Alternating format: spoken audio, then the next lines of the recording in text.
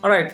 Good evening, ladies and gentlemen, and welcome to the first episode of Airport Operations and Untold Stories. I'm sure, unfortunately, Sasanka couldn't join us.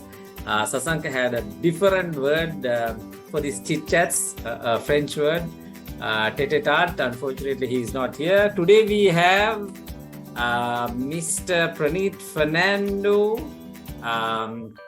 Joining us from Moratuwa. Praneeth has been with Oman Air Lanka. We are excited to hear his stories in the ground handling operations, airport operations and ground handling. It's quite interesting. All the stories that we have heard in the aviation industry, majority of the stories you all must have heard from the pilot's version, the cockpit version, and majority of the entertainment that you all have heard is from the cabin crew when they travel overseas and into multiple destinations. Let's see what Praneeth and the rest of the team in the ground handling has to share. Been overseas, has worked for Sri Lanka as well, in the Sri Lankan aviation industry as well.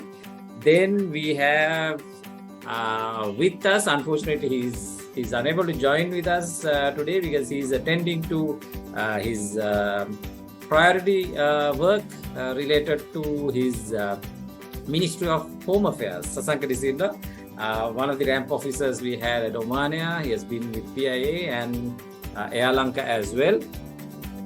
Then we have Mr. Thusita Dialvis. Is presently leading the Air Arabia operations in Oman. If I'm not mistaken, entire country, Oman. Etihad Airways, he's been with Etihad Airways, one of those leading airlines. I'm sure we have a lot to learn from that. Oman Air, again, this is the team who's been together in Muscat, worked around, the legends around there. And Air Lanka, am I correct, Thusita? Is it Sri Lankan Airlines or Air Lanka? Thusita, you can unmute yourself. I've made you co-host, so Praneeth, that is Air Lanka. Yes, at that time it is Air Lanka UL. So if it was Air Lanka, then I will not mention your age. All right. So let's start with Thusita.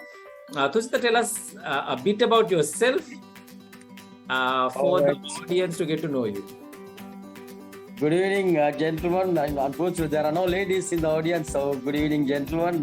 Thank you very much, Tuan, hosting this program. This very good program. I mean, we can share our expertise with the next future generation. And I'm honored to be in this group with one of my two main mentors, Mr. Tuan and Praneeth. Praneeth, Tuan, thank you very much for your guidance and expertise that's been shared with me for me to grow to this level. I really appreciate that, and it's an honor to be with you guys on this platform. Okay, so I'll be talking about airport operation passenger handling aspect. Am I right? Thusita, before we start, just tell us about how long you have been in the aviation industry. Fine, okay. I started my career as passenger service at that time, ground handling agent as Sri Lankan Airlines. I mean, Air Lanka at that time in 1991. Then I moved to Oman Aviation to Oman on 94. Then I was with Oman Aviation till 2008. Then I moved to Etihad Airways in 2008 as a senior guest service agent. Then I was a duty officer. Then I was acting APM. Then I moved to Arabia. Now, yes, I'm taking care of Arabia operation in whole Oman, Muscat, Sohar, and Salalah. And once again, any success I have in my career at this level, Steve and Praneeth, and may his soul rest in peace, Tony, were the main people who supported me, and Raj Mohan. Thank you to you all again. Should I start with the explanation of passenger service aspect and the airport operation? Or Yeah, please. So, so the main concern, once these videos are shared, there'll be loads of youngsters who want to know who are, and who love the aviation industry.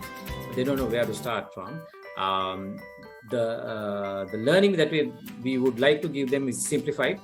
From the point you enter the airport, what does it mean by ground handling into the check-in counter area as well as the boarding gates areas? Over to you, Tuan.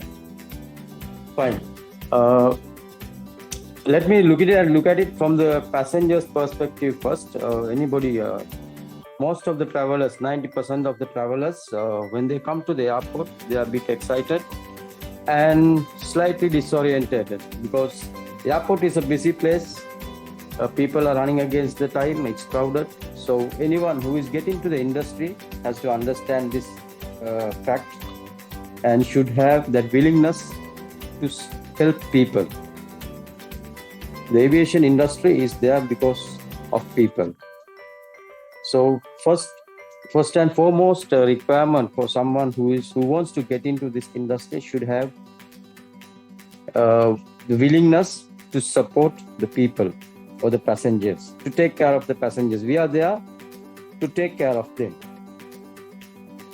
Then when you look at it from the airline perspective, yes, on the surface it looks very easy, but there are a lot of in-depth technical issues, technicalities, and safety, security, well-being of the passengers, all this included. So first thing, when a passenger comes to a check-in, the first contact point of a passenger is most of the cases is at the checking desk, where you where you do the positive identification of the passenger, the passport or the ID card, the ticket. Nowadays, most of the passengers, they don't carry tickets, though most of the airlines advise passengers to have them in printed format, but most of the passengers do not have it. So at the counter, what you do is identify the passenger, do the positively identify the passenger against the passport and the ticket, and make sure that which destination he is traveling. Then with the COVID, there are extra restrictions and requirements that you have to check based on the destination and the originating station.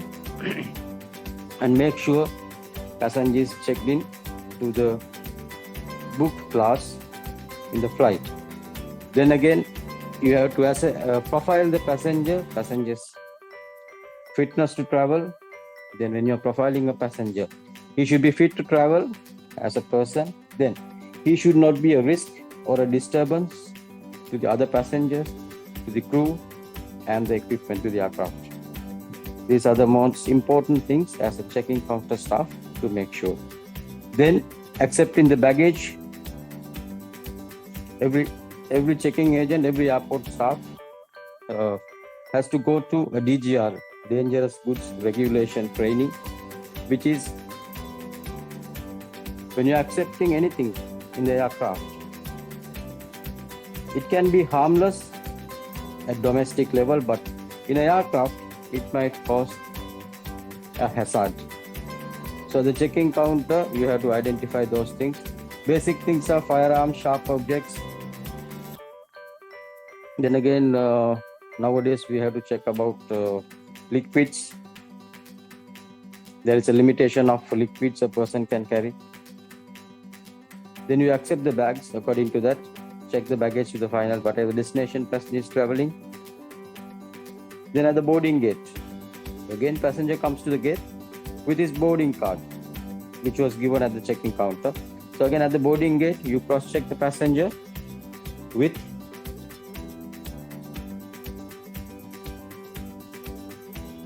at the boarding gate, you cross-check the passenger passport, the boarding card, and again you do the positive identification, you board the passenger to the flight. Boarding the passenger to the flight in the sense, if the system, if you're doing a system boarding, then you board the passenger in the system, it's just an entry. If you're doing a manual boarding, you have the passenger manifest, which was generated at the checking counters on manual format, then you tick against the names. Then you board the passengers to the flight. Tuan, did I miss anything? I think that covered a larger spectrum of the story, but then very simplified. You walk into the airport, you go through the security, you go through a few times. You highlighted the positive identification of a passenger, where that gives prominent. We'll get back to you on why that is important. And then again, you do the positive identification, like you said, the DGR you touched, and then we are talking about boarding the gates. Okay, right. So the terminal is covered.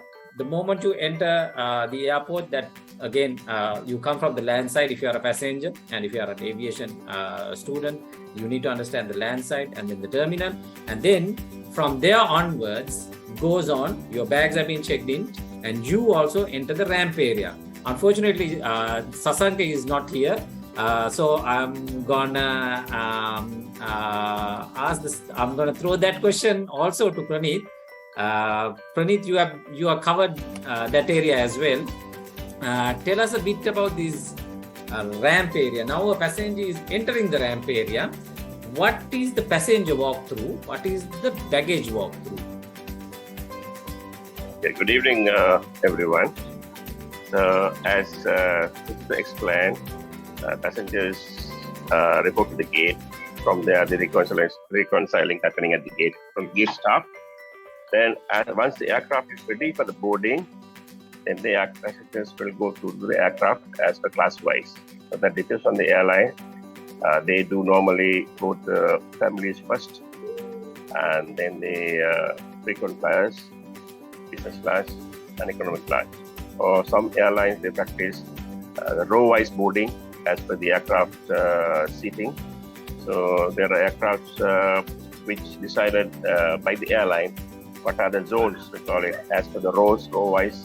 They divided into zones. You can say A, we can say, for example, we can say ABC. So they board the first. If going through a bridge, Aero bridge boarding is different, and the by bus boarding is different. So by bus boarding, normally you go with the economic class passengers. They boarded both from the rear steps, and business class passengers board from the front step. If it is come to the bridge, so the first goes the economy, which goes up to the end of the aircraft. So we call them class zone, both first, because just to avoid the aisle congestion. If all passengers goes together, you can have the aisle congestion. So the passengers are trying to put their baggage on top of the shelf, so it will take time for passengers to pass. So that's a way to make it easier for the passengers as well as board the passengers as soon as possible. So that is the boarding way of the passenger. Then, as Tuan said, we have aircraft. Normally, it is divided into upper deck and lower deck. Upper deck is where the passengers are seated, and the lower deck where the baggages are loaded. There are aircrafts, two types of aircrafts are there. It is narrow body and wide body. Narrow body where we have aircrafts loading loose pieces into the aircraft holes. We call it aircraft holes. We call it forward and rear. So it is divided as per the airline instructions. The aircraft will be also divided into holes. Compartment 1, 2, 3. Rear is 3, 4, 5, or whatever it is. That's up to the airline to decide how it is going to be called, so-called. So, and before that, to handle an aircraft, there will be a person called load controller, who is the on-ground captain, they call. So he's the one who's going to plan the aircraft accordingly to have the center of gravity on the safe side. On an aircraft, there are the important weights. It is called zero fuel weight without the fuel loaded into the aircraft. And once the fuel is loaded, we call it takeoff weight. And another one called landing weight, where aircraft flies from one place to another place. So they burn some fuel. So according to that, there's a weight, remaining fuel plus the aircraft weight becomes the landing weight. So those three weights has to be calculated by the load controller, whatever in the plane. So we call it aircraft. Aircraft weight is there with aircraft equipment, seats, catering, etc. Then we have passengers on the plane. Then we have passenger baggage, cargo, mail. So those are the things where what is going to load into the aircraft. So at the aircraft, there's a person called ramp dispatcher, and we have another person called loading supervisor. So load controller is issuing instruction called loading instructions report. So once the loading supervisor and the ramp dispatcher is will load the aircraft according to that plan. If there's any change, he cannot do it unless the authority from the load controller. So once the load controller gives okay, you load it. Once it is loaded, that loading instruction report has to be signed and give it back to the load controller. So he's sure that aircraft is loaded on that plan, whatever his plan is. So he is planning, and he's preparing a document called load sheet, which is a legal document given to the captain, and he flies according to that, according to the weight, according to the center of gravity of the aircraft. Captain will decide up to the where he can take off. There are three speeds. I cannot remember all. It's called V1, V2, and VR. So captain will decide as to the length of the runway, at which point he will climb up. So captain will adjust his cockpit as per whatever the equipment to take off at that point after the aircraft. So this is how a normal aircraft handling is done. And as I told you, a wide-body aircraft will have containers, pallets, and where they load luggage, cargo, etc. So that is also same. The load controller will plan how to load, forward, and rear. Depends on the center of gravity of the aircraft. Has to be in a safe area. We call it safe area. So as Sushita mentioned earlier, the load controller also will have a DGR license, also to have where they are going to load, if there's any DGR loading in the aircraft. So he should have an idea of that as well. So load controllers will have a DGR license. Even the RAM dispatcher will have a DGR license as well. So they should be aware what is in the plane, and if something goes wrong, whom to be contacted. And there are so many cargo carrying in this aircraft, and there is something called cargo aircraft only. It goes in a cargo aircraft, and whenever the aircraft is loading is completed, so here loading supervisor has to confirm it. Then the RAM dispatcher will confirm with the captain, ensure the doors are closed accordingly. Then captain will cross-check again in his cockpit indications whether it is correct. All the doors are closed. This indicates that all the doors are closed. Then only the steps are taken out, or if the bridge is taken out, aircraft ready to push back. Then the engineering guy will contact the captain for the pushback of the aircraft for the takeoff. Anything else, Tuan? All right, fabulous. I think that covered the whole spectrum. Just to rephrase for the audience, who, if you are not very familiar with what we learned from Mr. Fernando, is what he said is when you leave the terminal, how you board into the aircraft as a passenger. And then the few names that he threw, if you all picked up, he mentioned the name load controller, few things about the load controller, and few things about what he calculates and what he does. And he threw out a name called the RAM dispatcher, and of course the communication that happens with the pilot. All right, Praneeth, what I missed is I would like to introduce you to the audience. If you can say a few things about you, how long you've been in the trade and when did you start? Yes, I started my career at Air Lanka, just from the school. That's my first job, joined Air Lanka in 1980. So I was working in the terminal for 1.5 years. Then I moved to RAM department. I was there for 4 years, and then in 1984 I left Air Lanka, joined Oman Navigation Services, the ground handling company of the Oman.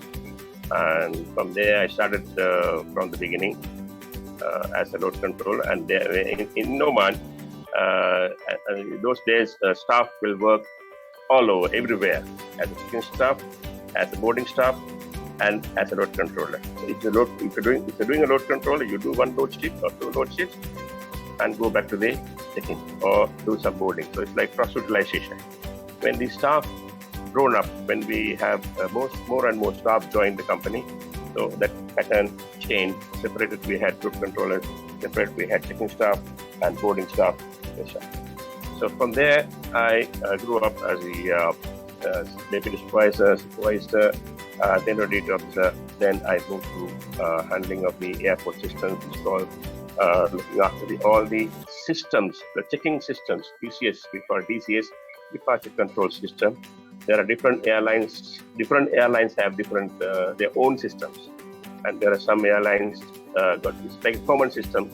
Then it became each airline got separate system. Began with common system to handle all the airlines in one system. Then it became wider. Different airlines went to their own systems.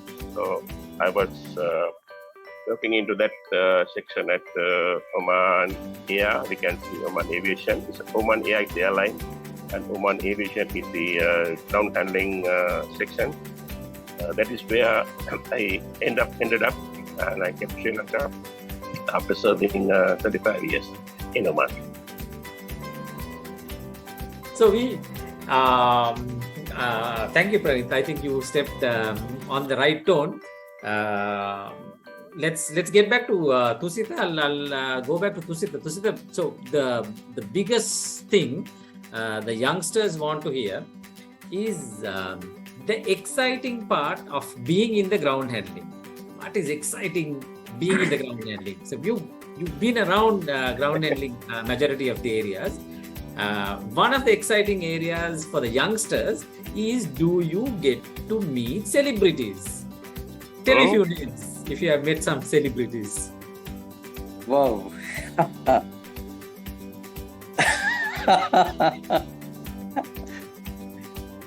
The airport is a wonderful place, Tuan. You get to meet a lot of wonderful people.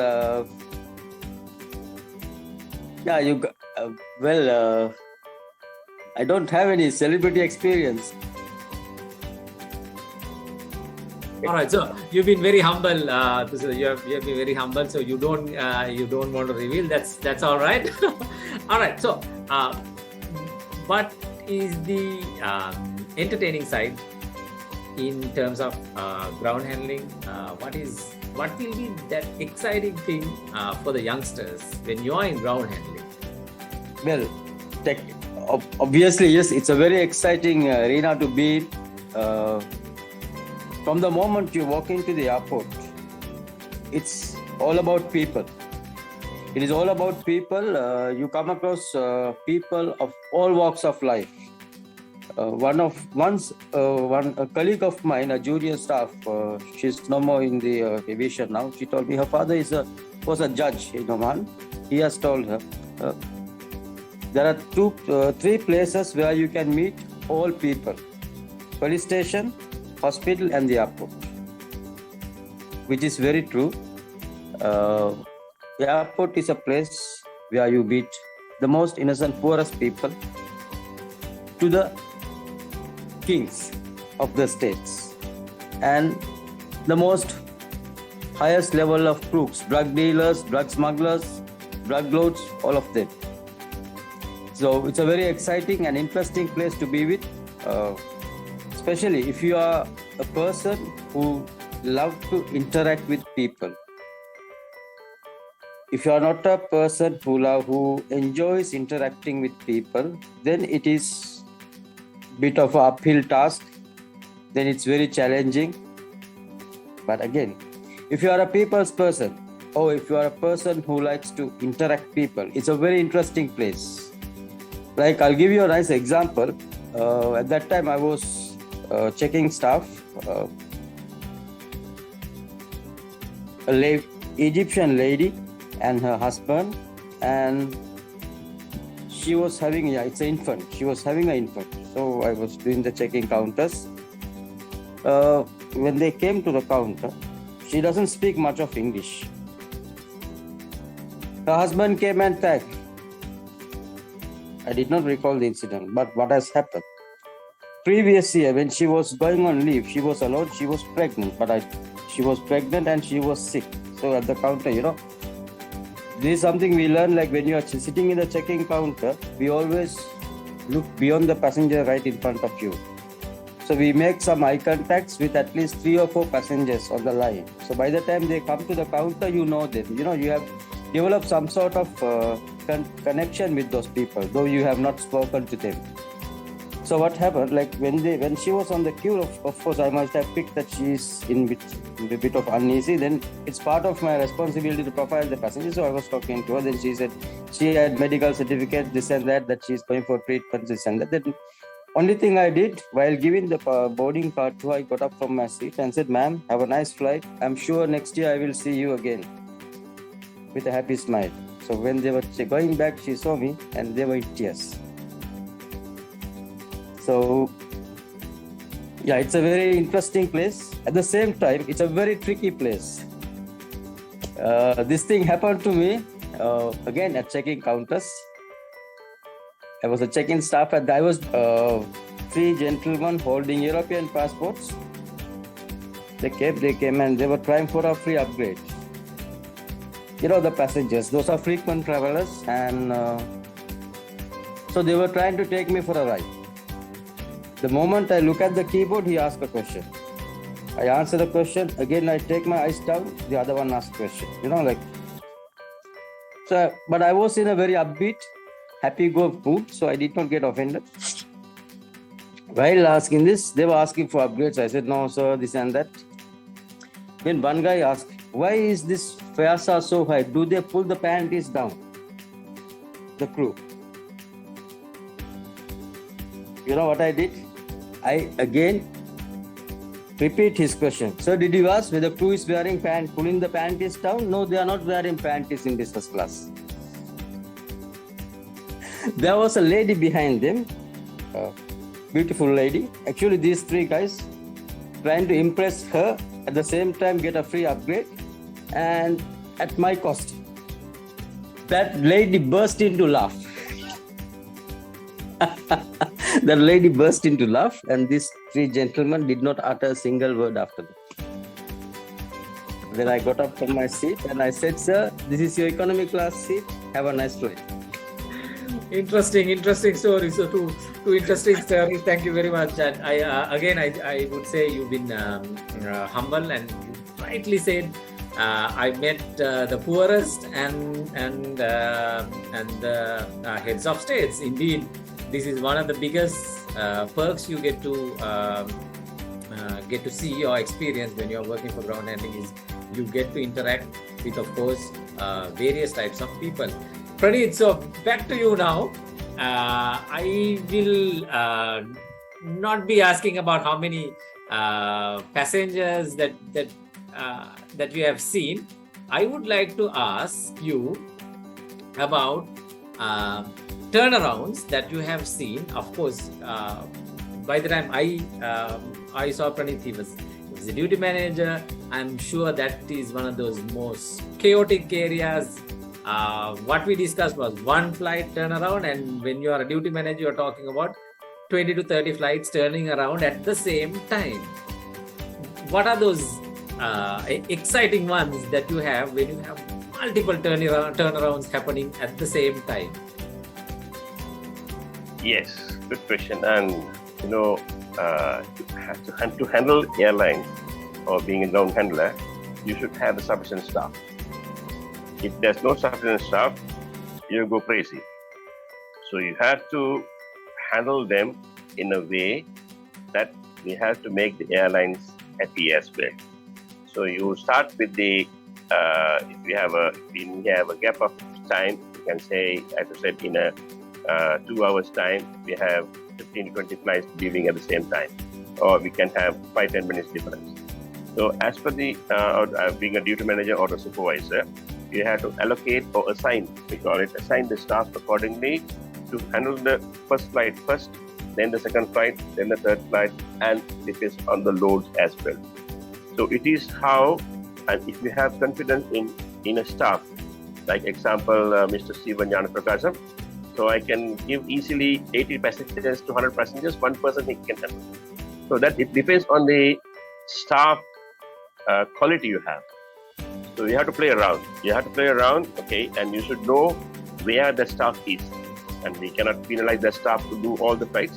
But still, there are times that you have to utilize your common sense to move the staff here and there. But it's only about a gap of time only, 2 hours, 3 hours time. So passenger boarding is not that easy.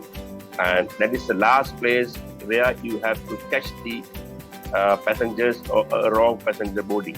It is easy to happen, and it can be the same airline or the different airline. Or those days we had what do you call it, smuggling, the people smuggling. So you check in one passenger and boarding gate, it comes to the gate another passenger. So you have to be very careful. Which the same passenger goes past through you from the gate to the aircraft, flying on the same aircraft, and it can be a fine for the airline, and as well as it comes back to the ground handler as well. So there are ways that to handle. It's a critical time, and do your best to send all the flights on time. But maybe 1 or 2 flights will not go on time. So we have to take the blame. We have to take the blame, or delay is due to short of staff or not enough time, or there are so many things, and it can happen in congestion at the airport of passengers, or at the immigration, or at the security point, and there are people carrying so many things. So security is more vigilant. So they go through the X-ray. If they find something, they cannot find out what is it, or they have suspicion. So what they call it, they open the bag and they take out the things and clear the passenger. So it takes some time as well there. And if there's something which cannot be taken on board, they will remove it, hand it to separate to the airline staff or to the ground handler to take it on board separate. So those are the time-consuming ones. And also, passenger will say at the gate, "Oh, I forgot my bag at the duty-free shop." So what we have to do? Staff has to go back, or we have to call duty manager or supervisor, please send somebody upstairs to get that bag down. So there are things that you don't expect that one. And also maybe last minute you can miss the passenger. You're paging, he will not come. So finally, we'll find him at the toilet. So staff has to go to the toilet as well. If it's the male staff, okay, male staff can go to the male toilet. But difficulty to find a female passenger to male staff. So there are consequences that you run around here and there. So, and also another thing, and you must be knowing, and so many people they know, and when they go with the families, okay, you have 5 people traveling together, but when you come to the gate, one missing. He's having a smoke. So my father is having a smoke. So you have to wait until he comes back. So there are challenges. And you have to face everything to make the airline happy. So that is the aim of a duty manager or a supervisor. And also the same thing is comes to the airline representative as well. So without, it's like a teamwork. So you have to have teamwork. If there's no teamwork, you cannot send any flight on time. So that is the teamwork which works. So that is my experience, which I had. It's a teamwork. You have to come together, everyone together, to send this in our shift, or we can say in our shift. There are 15-20 flights. We have to send it on time. Once it's send it on time, you all are happy. That's it. Oh, that's interesting. So the teamwork makes the dream work. Few things I would like to highlight. I'm sure there is a lot of excitement stories Praneeth has to share with us. Few things that I would like to highlight. Again, he said about the positive ID at the gate that can stop the human smuggling. That's quite a serious note, and that can happen only through the positive ID. Of course, few interesting things is all has to work together.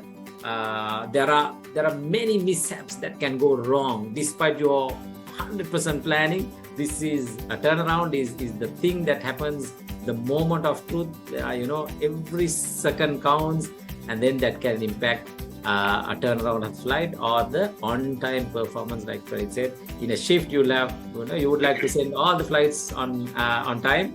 I'm sure you must have gone through a lot of pressure being a duty manager, overlooking the check-in, the boarding operations, as well as the ramp operations. Like you said, put the right people in, and then of course you groom them to be that right person. And then if you have the right people, of course, then your job is much more convenient or exciting. All right, ladies and gentlemen, we have a lot more to talk with them in terms of learning, but let's take small chunks at a time. I think this is the ideal time for us to take a break, and we will join again with more exciting educational facts, experience that these wonderful gentlemen have. We can, I'm sure, when the students come in, there'll be more exciting questions to ask from them. Ask as much as questions you would like from them, and then we will share more knowledge along with you all. For the day, we will call it off. For the audience, I would like to ask you all to remain online so that we can end the session for the students. And for the audience, we can, because we have fabulous audience around, ex-colleagues meeting after, I would say, seeing each other online because they couldn't meet up. Of course, the fuel crisis, or before that, the lockdowns, and then the restrictions on movement up and down. All right, so I would like all the audience to stay on board. We're going to close the session, and we will be meeting you all once again very soon with an exciting bunch of people to discuss and to learn from them. All right, so adios for the audience, but for the audience online, please remain online. Thank you.